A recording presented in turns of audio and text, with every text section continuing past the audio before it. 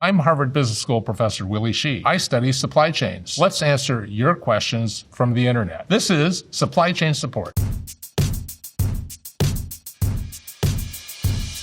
First question, an immortal kid asks, how do tariffs work? Well, tariffs are a surcharge that are applied on top of the cost of your import, right? So when you buy an import from some company abroad that's selling it to you, the U.S. government, for example, would add what amounts to a tax on top of that value. So if you bought something that was worth $100 and you have a 25% tariff, then the U.S. government would collect $25 from you in order for you to receive your package. The people who pay that tax are the people who buy the products, you and me, the consumers. At Michael Hughes 1. But seriously, y'all, what's with egg prices? First of all, we should recognize there are two different supply chains for chickens and eggs, right? Chicken meat is one supply chain, eggs are another supply chain. The hens that lay those eggs have suffered a lot from this avian bird flu, and that's led to the culling of a lot of those hens. When we cull all the egg-laying hens, the egg supply has gotten tight. That's why we've seen a huge increase in the price of eggs. So what we have to do is we have to rebuild the flock. There's another interesting aspect about chickens and hens. If you're an egg-laying hen, you need biotin in your chicken feed. And that biotin, by and large, comes from China. So if we get into a trade war with China and China decides that they maybe want to restrict exports of biotin, all of a sudden our hens are not going to be as productive laying eggs. That guy B. Mills asks, are we in a trade war? Yes, we're in a trade war, and it's getting worse. The purpose of a trade war is to favor your producers versus those of another country. The trade war really started with the first Trump administration by applying tariffs to China. The Biden administration also maintained a lot of those tariffs and added some tariffs and other trade restrictions. President Trump is imposing tariffs because he says, I want companies to make things in the United States. And by making imports more expensive, I'm going to encourage you to make stuff in the U.S. Maybe it'll be cheaper. The problem with the tariff argument is the cost of doing things in the United States is very high. Even today, when you look at the cost of labor in the United States versus the cost of labor in a place like Mexico or China, it's still 4 or 5 times more expensive to do something in the United States. What can you then make in the United States and be competitive? You can make things in the United States where you don't have a lot of labor content in your products. An example of that might be a jet engine, where there's significant labor costs, but as a percentage of the total value of the product, it's relatively lower. If I wanted to assemble an iPhone, the typical labor content would be probably about 4 hours. In China today, so say it's $6 an hour times 4 labor hours, that's $24. 4 hours of labor in the US, that'll probably cost me $40 an hour. Okay, so that would be maybe $160 versus $24 to assemble that phone. It's not going to happen. At Papafall asks, hi, is Hal thinking, why the was toilet paper the first thing to go when this COVID hit? Okay, let's talk about toilet paper. There are 2 things to understand about toilet paper. Number one, demand is flat. There's not like there's some seasons you use more toilet paper. The second thing to think about is economists say it's not very tradable. And what that means is it's kind of low value and it takes up a lot of space. If you ship a truckload of toilet paper, you're not making a lot of money doing that. And so you don't want to ship it long distances. It makes no sense, therefore, to import toilet paper from China. Right? If you live in New York City, your toilet paper is going to be made somewhere in the Northeast or maybe mid-Atlantic states. It's not going to be made far away. I'm going to have factories that are loaded to 90 or 95% churning out toilet paper. So we're going to have a well-organized, very tight supply chain that doesn't have a lot of slack. Then when consumers go in and buy a lot, you're going to run out because there's not a lot of slack capacity to increase how much you can make when demand suddenly rises. I'll bring in some more machines. I'll ramp up, I'll run extra shifts, I'll delay my maintenance, okay, and they'll make more toilet paper. Eventually, people who've been stockpiling all that toilet paper don't have anywhere else they can store it. Once you get the 5-year supply, you know what? I think we have enough, and they'll stop buying it. Then sales will fall off a cliff. And you know what? That's exactly what happened. At Gukon asks, is the supply chain back to normal? Well, that depends. A lot of people would tell you the new normal is one where we constantly have surprises and disruptions. One example of a shock would be weather that causes port congestion. We remember during the pandemic where we had over 100 ships waiting to unload off the ports of Los Angeles and Long Beach. There's been big congestion off the ports of Shanghai and Ningbo in China. Another great example of the shock was when the Houthis started attacking ships that were going through the Red Sea to try to get across the Suez Canal. That caused a major shock to supply chains when shipping companies said, I can't use the Suez Canal anymore. At BS Viagra asks, how fragile is our supply chain when Houthi pirates can upend it and force us into battle? What the Houthis did is they occupied a strategic position on the strait that connects the Suez Canal with the Indian Ocean. That's the major trade lane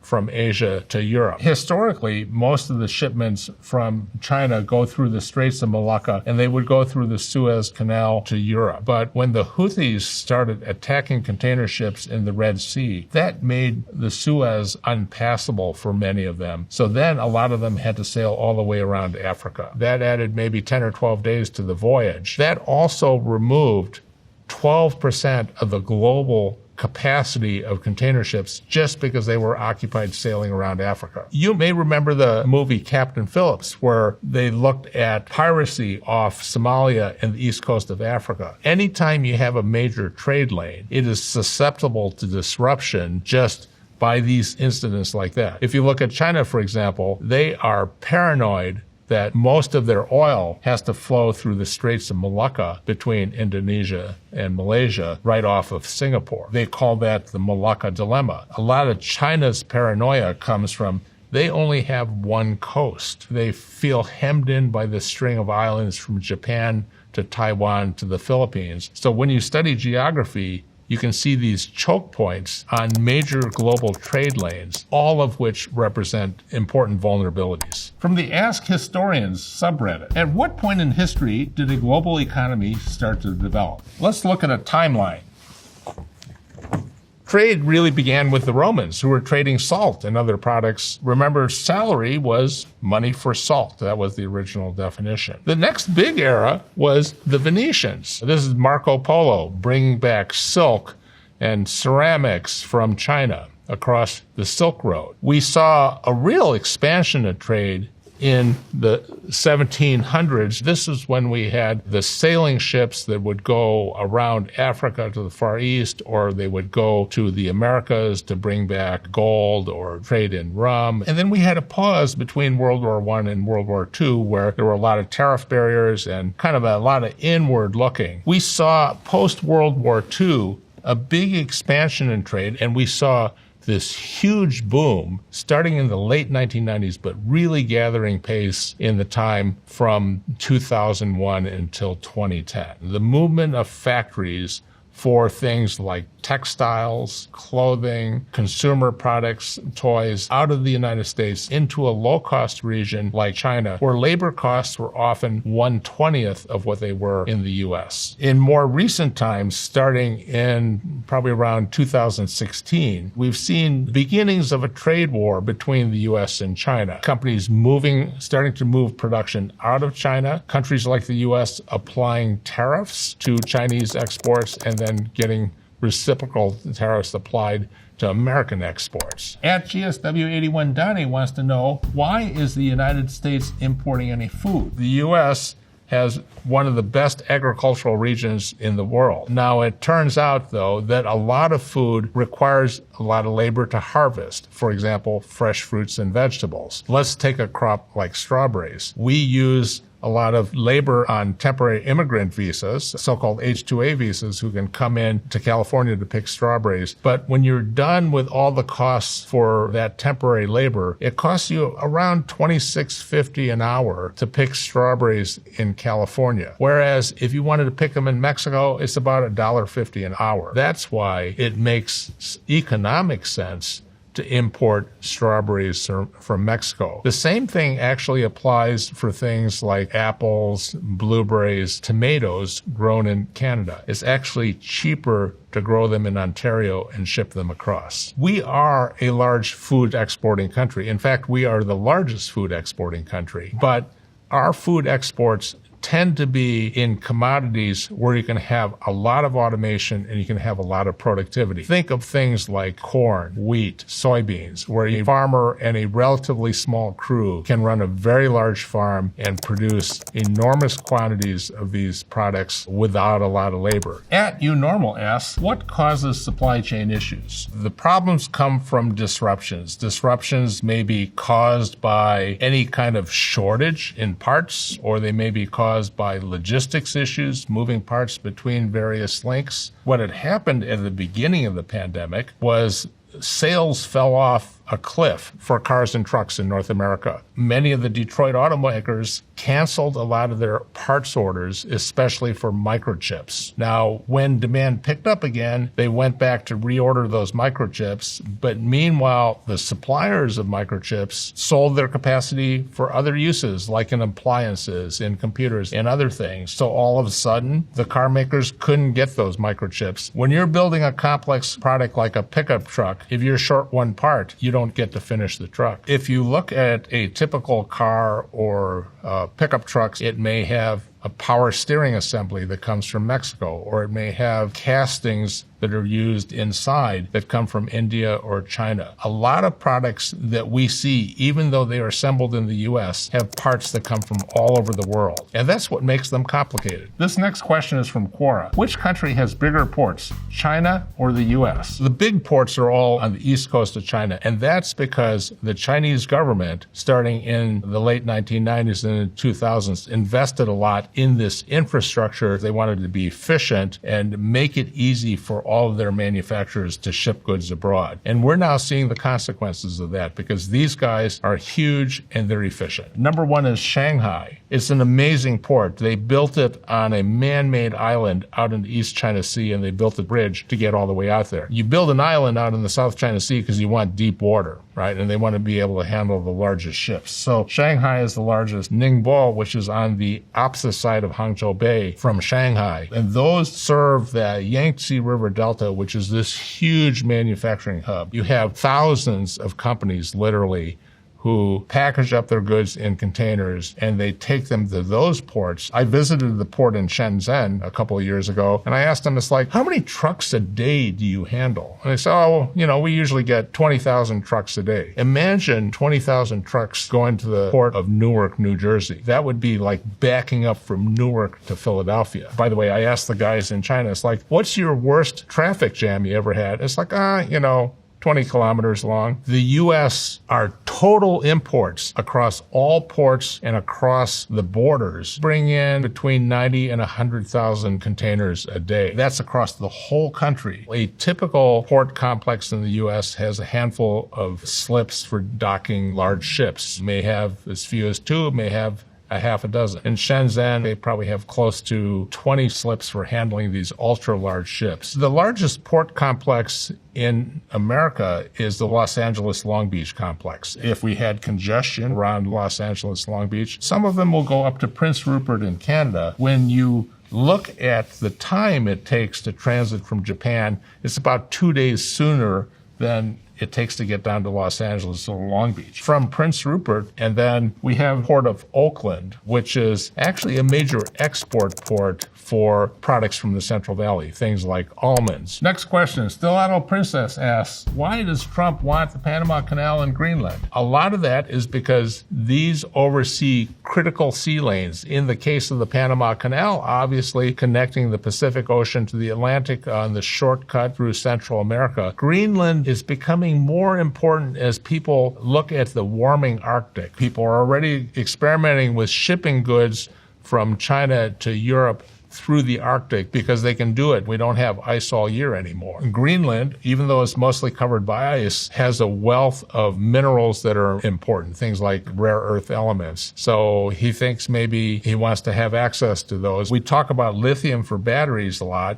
a lot of that lithium comes from places like Chile in South America. They bring it to China and then they refine it. They control the refining capacity for rare earths. So what was, until the mid-1980s, the world's largest rare earth mine is actually in Mountain Pass, California. But since China invested in that refining capacity, a lot of those rare earths have been going to China for processing, and then China sells it to the rest of the world. Our next question is from Upbeat Mastodon 223. Is supply chain management just basically coordinating supplies from one place to another by communication, or is it more than that? Supply chain management is all about matching supply with demand. In other words, customers want to buy stuff, and I want to make sure that all the steps I need, everywhere from production to shipping it around, is in place to meet that need. If you work in supply chains, you have to worry about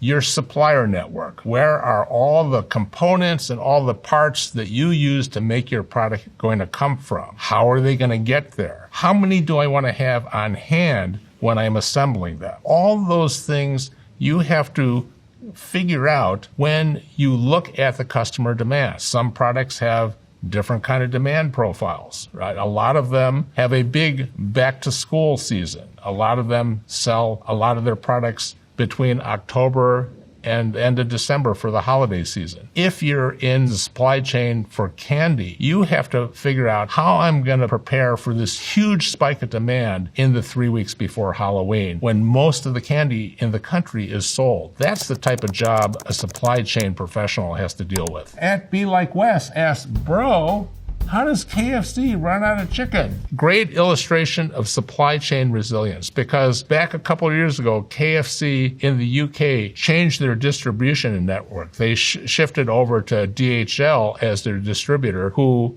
had one warehouse for distributing all their chicken to their stores. One day there was a string of huge traffic accidents around that warehouse, which prevented any trucks from getting out. So they couldn't get any of their chicken out to their stores. And so you have KFC hanging signs in their windows, sorry, no chicken. This is a classic example of the trade-off of resilience versus cost in a supply chain. They only went down to one warehouse, which is less expensive, but it's less resilient. 5 warehouses meant you take one out, the other 4 can still go. At Christian Suji says, imagine having one of the busiest canals for shipping in the whole world, but you deadass never expanded the one cargo ship wide part of the canal.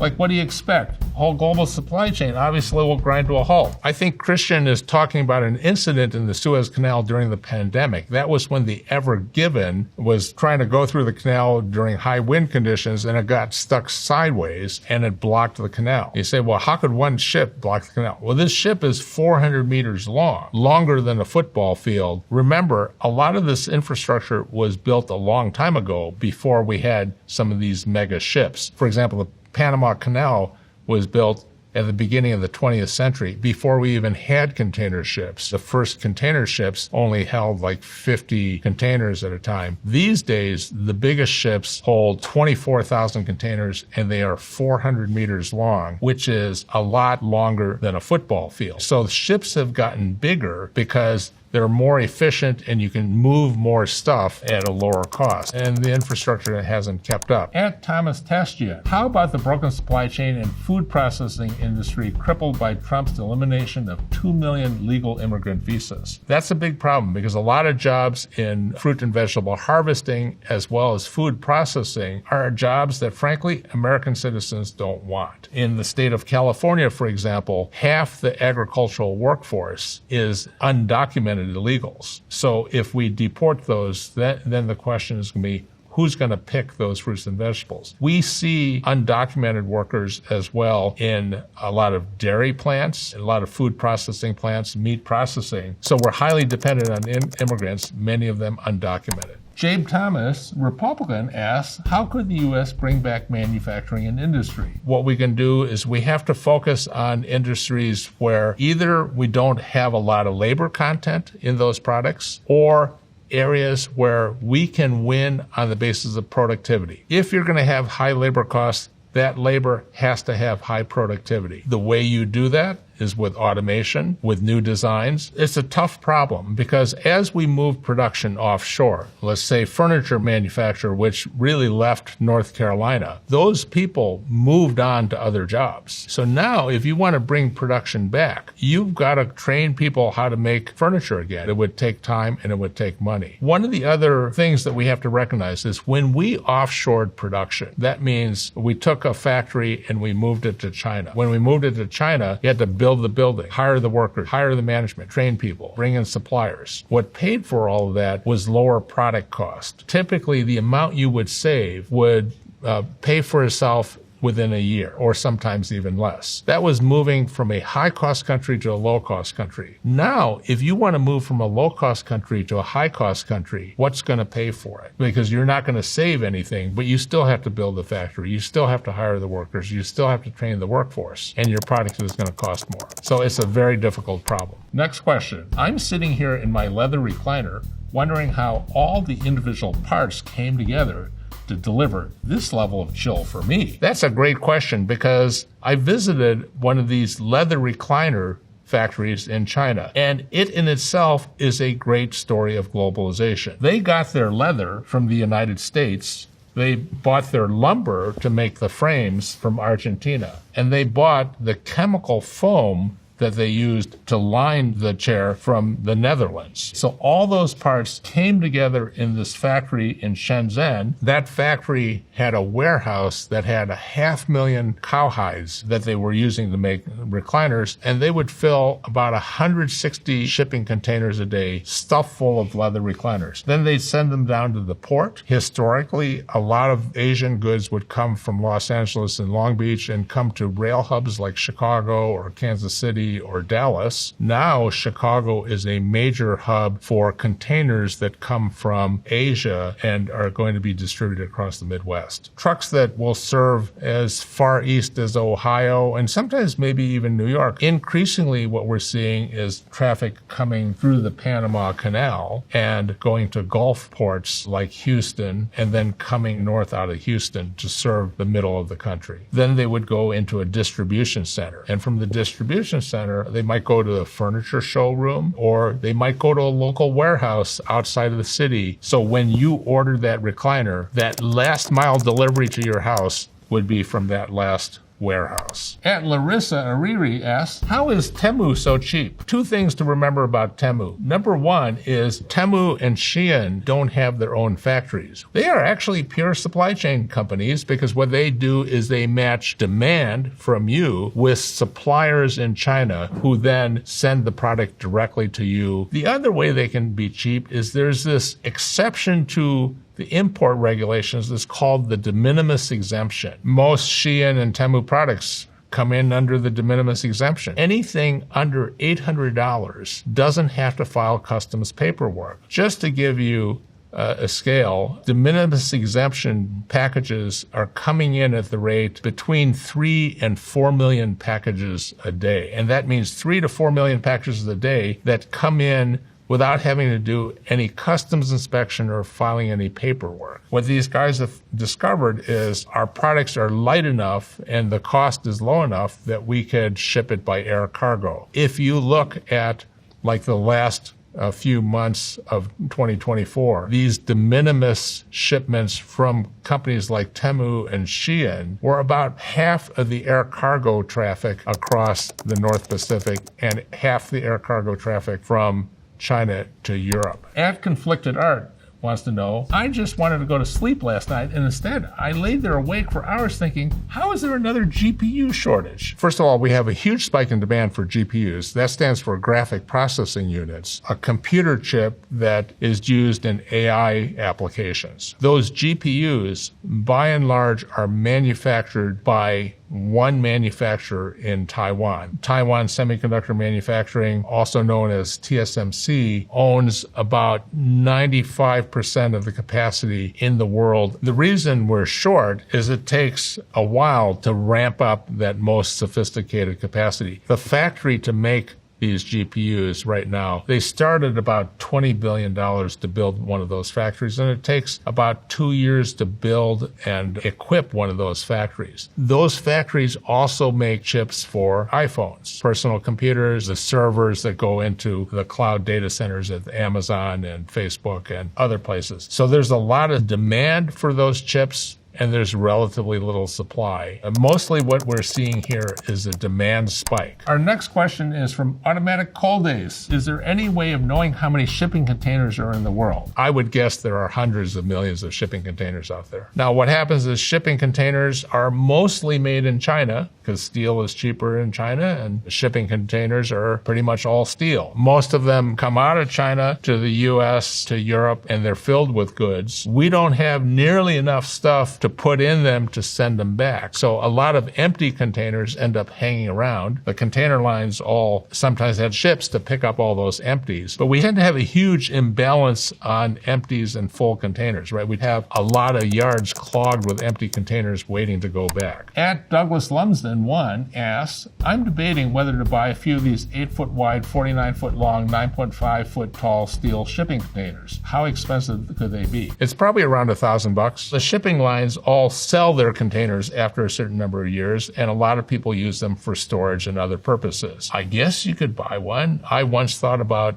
converting one into an apartment, so anytime I wanted to move, I could call a shipping company and say, hey, move this to Hong Kong, and then I'd have my house ready, but I never did that. For context, there are different sized containers, right? There's some that are 20 feet long, some are 40, some are 53.5 feet long. Basically, it's just a steel box. So if you have a good use for steel boxes, I guess you could do it. There will never be a shortage of used shipping containers. At Benpo234 asks, WTF do rare earth metals have to do with my wait time for my RAV4 Prime? Rare earth metals show up in a lot of crazy places. So, for example, efficient motors have this rare earth called neodymium. And neodymium is what you use to make magnets. Most of that comes from China, by the way. And in those batteries, now you have metals like lithium and cobalt and other metals which are really controlled by China in that supply chain. At Preston Brooks SC says, you all bought a damn candy bar at a gas station recently? A regular-sized Snickers bar is over $3. What? Has the supply chain of creamy nougat or crunchy peanuts been severely compromised by COVID or something? Let's talk about the chocolate supply chain. A lot of it comes from the Ivory Coast in Africa, and because of weather, the cocoa crop this year was really bad. So the cost of cocoa went way up, and that's why your Snickers bar is more expensive. Peanuts are okay. No new news on peanuts. At Checky Stomper 69 asks, wait. Forget the oil and steel and aluminum lumber. If the U.S. slaps us with tariffs, where the are they going to get potash? Potash is a fertilizer that is used by farmers around the world, across the United States, and we get it all from Canada. So he's right. If we put tariffs on Canada and they retaliate by restricting potash, that will hurt us, but it will also hurt the Canadian exporters of potash. We also get a lot of oil and steel and aluminum from Canada. One reason aluminum is cheaper to produce in Canada is because they have a lot of hydropower. We get oil from Canada, primarily the tar sands, the Athabasca tar sands in Alberta. And we have refineries in the U.S. that are very well geared to that type of refining. Different oils, depending on where they are pulled out of the ground, have a different chemical composition. And depending on that composition, refineries have to be geared to that particular composition. So U.S. Gulf Coast refineries are geared to refining the type of crude that comes out of Canada. And Eric Oden asks, what is better alternative to JIT, just-in-time inventory? Because clearly that's not working anymore. Toyota came up with just-in-time after World War II when they didn't have a lot of resources. Okay, and the idea was, don't feed me anything until I need it, but feed it to me exactly when I need it. Toyota learned a lot during the 2011 East Japan tsunami and earthquake when one factory that was producing 45% of the world's engine microcontrollers shut down, and it shut down Toyota's production. And they then realized at the time, they said, hey, wait a minute, our semiconductors come from geologically and geopolitically unstable parts of the world. So what we really need to do is we need to think in terms of lead time. I'm going to hold an inventory that reflects what's the lead time I would need to replace it if I had a sudden interruption. So going into the pandemic, you might have noticed Toyota kept producing cars almost a year longer than many of their competitors because they had brought in a lot of inventory. So just-in-time plus lead time is a better way to look at this. Internal Early 5885 asks, will global supply chains collapse in a few years, or is that doomerism? I think that's a little pessimistic because we are a very interdependent world. I think we're moving to a world of more regionalized production. We may get to a kind of aligned block of Americas and Europe and Japan and Korea versus China. But I think we are so dependent on getting things from other parts of the world, we can't do it all ourselves anymore. So I don't think it's going to be collapse, but they're going to look different. Those are all the questions for today. Thank you for watching.